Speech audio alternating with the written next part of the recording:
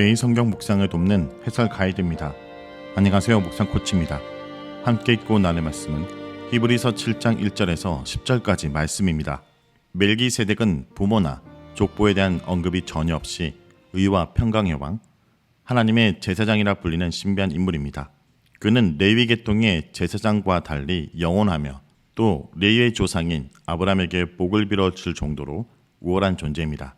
오늘 본문은 예수님을 이 멜기세덱을 통해서 말하고 있습니다. 이 멜기세덱은 살렘 왕이요 지극히 높으신 하나님의 제사장이라, 여러 왕을 쳐서 죽이고 돌아오는 아브라함을 만나 복을 빈 자라. 아브라함이 모든 것의 10분의 1을 그에게 나누어 주니라. 그 이름을 해석하면 먼저는 의의 왕이요 다음은 살렘 왕이니 곧 평강의 왕이요, 아버지도 없고 어머니도 없고 족보도 없고 시작한 날도 없고 생명의 끝도 없어 하나님의 아들과 닮아서 항상 제사장으로 있느니라. 1절에서 2절은 멜기세덱이 아브라함을 만난 내용입니다. 본문은 먼저 멜기세덱이 가진 두 가지 직분을 소개합니다. 그는 살렘 왕이며 지극히 높으신 하나님의 제사장입니다. 멜기세덱이라는 이름은 그가 의의 왕이며 또한 살렘 왕, 평강의 왕이란 뜻입니다. 여기서 의와 평강은 구약에서 하나님의 속성을 드러내는 대표적 표현입니다. 따라서 이스라엘의 하나님은 의의 왕이며 평화의 왕이십니다. 멜기세덱을 이렇게 소개하는 것은 그가 하나님의 왕권을 대신 행사하는 존재였다는 것을 암시합니다. 구약의 왕들도 하나님의 왕권을 대신 행사하는 것으로 묘사되기도 합니다. 그러나 구약의 왕들을 가리켜 의와 평강의 왕이라 묘사하진 않습니다. 이것은 멜기세덱이 그들과 구별되는 특별한 위치에 있는 왕임을 드러내는 것입니다. 본문은 멜기세덱이 아브라함을 만났던 사건을 통해서도 그가 얼마나 위대한 존재였는지 설명합니다. 유대인들에게 아브라함보다 더 위대한 존재는 없습니다. 아브라함이 멜기세덱을 만났을 때 멜기세덱이 그에게 복을 빌어 주었습니다. 복을 빌어 주는 행위는 높은 자가 낮은 자에게 행하는 것입니다. 아브라함은 축복을 받고 멜기세덱에게 11조를 바쳤습니다. 이것은 아브라함이 스스로 멜기세덱을 자기보다 더 위대한 존재로 인정했다라는 것을 증명하는 것입니다. 왜 본문은 멜기세덱이 아브라함보다 더 위대하다는 것을 증거해야 했을까요? 그것은 멜기세덱의 반차를 쫓은 예수님의 제사장직이 얼마나 위대한 것인지 설명하기 위한 것입니다. 예수님께서는 아브라함의 후손이며 다윗의 후손으로 오셨지만 그들보다 더 위대한 존재입니다. 만약 유대인들이 그리스도의 복음을 떠나서 모세의 율법으로 돌아가려고 했다면 그것이 얼마나 어리석은 일이겠습니까? 3절은 멜기세덱은 영원히 존재하는 제사장으로 말합니다. 멜기세덱을 가리켜 그는 아비도 없고 어미도 없고 족보도 없고 시작한 날도 없고 생명의 끝도 없다라고 말합니다. 창세기에선 멜기세덱의 부모나 그의 출생과 죽음에 대해서는 전혀 언급하고 있지 않습니다. 보통 아비가 없다라는 표현은 사생제를 가리키는 조소적 표현이기도 하지만 이것은 헬라 세계에서 신적인 존재를 설명할 때 사용하는 것이기도 합니다. 유대인들은 성경의 멜기세덱의 부모에 대해서 언급이 없는 것은 그가 부모로부터 태어나는 보통의 인간들과 같은 존재가 아니라 그 기원도 알 수 없고 끝도 알 수 없는 영원히 존재하는 신과 같은 존재였기 때문이라고 해석하기도 합니다. 따라서 그는 하나님의 아들과 같은 존재로서 영원히 죽지 않고 항상 있는 제사장입니다. 본문은 여기서 멜기세덱을 예수 그리스도의 예표로 소개하고 있습니다. 그는 왕과 제사장 직분을 동시에 가지고 있으며 천상적인 존재로서 영원한 하나님의 제사장으로 있습니다. 마찬가지로 예수님께서는 왕이며 제사장으로 오셨습니다. 그는 하늘 성전의 대제사장이며 영원한 우리의 대제사장이 되십니다. 그러므로 우리는 필요할 때마다 언제든지 담대하게 그에게 나아가 도우시는 은혜를 요청할 수 있습니다. 4절에서 10절 읽겠습니다. 이 사람이 얼마나 높은가를 생각해보라. 조상 아브라함도 노략물 중 10분의 1을 그에게 주었느니라.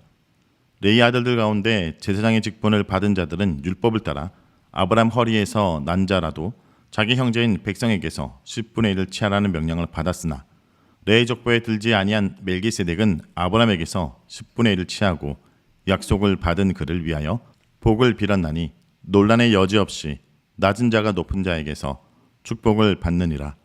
또 여기는 죽은 자들이 10분의 1을 받으나 저기는 산다고 증거를 얻은 자가 받았느니라. 또한 10분의 1을 받는 레위도 아브라함으로 말미암아 10분의 1을 바쳤다고 할 수 있나니 이는 멜기세덱이 아브라함을 만날 때 레위는 이미 자기 조상의 허리에 있었습니다. 4절에서 5절은 멜기세덱은 아브라함으로부터 11조를 받았다라는 내용입니다. 본문은 1절과 2절에서 창세기 14장 18절에서 20절을 근거하여 멜기세덱이 일어났던 세 가지 사건을 다음과 같이 소개했습니다. 첫째, 멜기세덱은 아브람을 만났다. 둘째, 멜기세덱이 아브람을 축복했다. 셋째, 아브람이 멜기세덱에게 11조를 바쳤다입니다.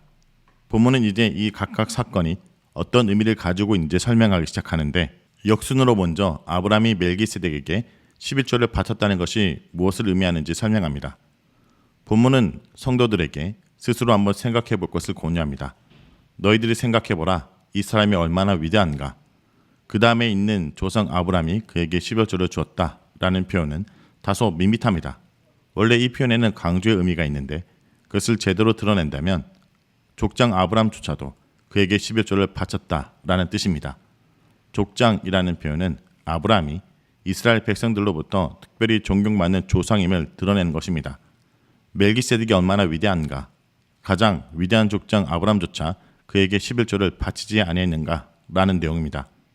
본문은 율법의 근거에 11조를 받는 자가 바치는 자보다 더 위대한 존재라는 사실을 논증합니다. 레위 지파는 하나님의 부르심으로 제사장 직분을 받아 다른 지파들로부터 11조를 받을 수 있는 권리를 받았습니다. 이스라엘 백성들은 레위 지파가 비록 같은 형제이지만 그들에게 11조를 바침으로 제사장으로서의 특별한 위치에 있는 그들을 높였습니다. 그러므로 아브람이 멜기세덱에게 11조를 바친 행위는 이스라엘의 다른 지파들이 레위 지파에게 11조를 바치는 행위와 같은 것입니다.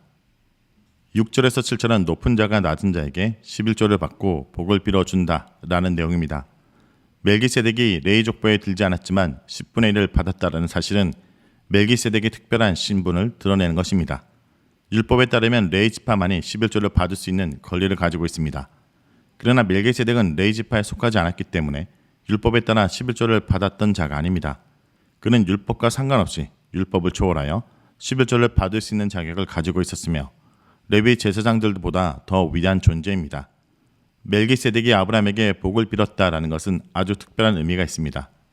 이스라엘의 가장 위대한 족장이며 레위 지파의 조상인 아브람이 멜기세덱의 복을 빔을 받았다라는 것은 멜기세덱이 얼마나 위대한 존재인지 여실히 보여주는 증거가 됩니다. 8절에서 9절은 영원히 살아있는 멜기세덱과 레위 지파도 이 멜기세덱에게 11조를 바쳤다라는 내용입니다.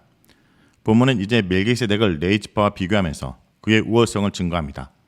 레위 지파는 죽을 수밖에 없는 운명적인 존재들입니다. 반면에 멜기세덱은 지금도 여전히 살아있다라고 증거를 받은 자입니다. 멜기세덱이 살아있다라는 증거란 7장 3절의 내용을 가리킵니다. 그는 하나님의 아들과 같은 존재로서 영원히 살아서 항상 제사장으로 남아있다라는 것입니다. 그러나 이뿐 아니라 멜기세덱의 제사장직을 설명하는 시편 110편 4절도 멜기세덱을 영원한 제사장으로 간주하고 있습니다. 이렇게 레위 지파와 멜기세덱을 죽을 자와 산 자의 대조로 설명하는 것은 단지 멜기세덱의 위대함만을 말하는 것이 아니라 그의 대제사장적 사역의 본질이 무엇인지를 암시하고 있습니다. 레위 제사장들은 백성을 살리지 못합니다. 그들은 오히려 백성들의 죄를 생각나게 할 뿐입니다. 그러나 멜기세덱의 반차를 쫓는 우리의 대제사장 예수 그리스도께서는 우리 죄를 영원히 깨끗하게 하여 우리를 살게 하며 하나님을 온전히 섬길 수 있게 합니다. 본문은 특별히 레위 지파와 멜기세덱의 관계를 11조를 바치는 자와 받은 자의 관계로 설명합니다. 레위 지파가 아브람의 후손이었으므로 아브람이 멜기세덱에게 11조를 바친 것은 곧 레위 지파가 멜기세덱에게 11조를 바친 것과 마찬가지입니다. 레위 지파는 제사장이지만 그들 또한 자신들을 위한 제사장이 필요했습니다. 멜기세덱은 레위 지파의 제사장이기도 합니다. 본문은 아브람과 멜기세덱을 비교한 것으로 시작하여 레위 제사장과 멜기세덱을 비교한 것으로 창세기 14장 사건에 대한 설명으로 끝내고 있습니다. 이것은 아론의 반차를 쫓는 레위 제사장들보다 멜기세덱의 반차를 쫓아서 오신 예수님의 제사장직이 얼마나 더 위대한 것인지를 설명하기 위한 것입니다. 자, 여기까지가 히브리서 7장 1절에서 10절까지 말씀입니다.